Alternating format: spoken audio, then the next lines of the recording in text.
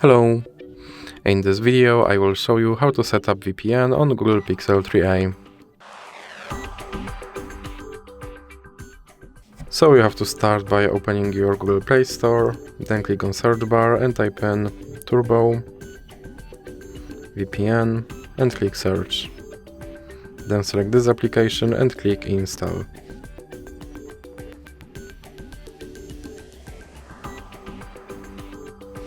Now you can click open and then click agree and continue.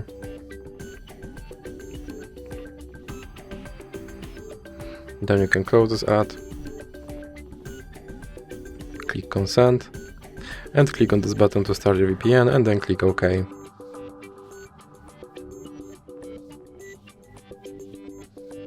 Now you can close this ad, and as you can see, now I'm connected to VPN in United States.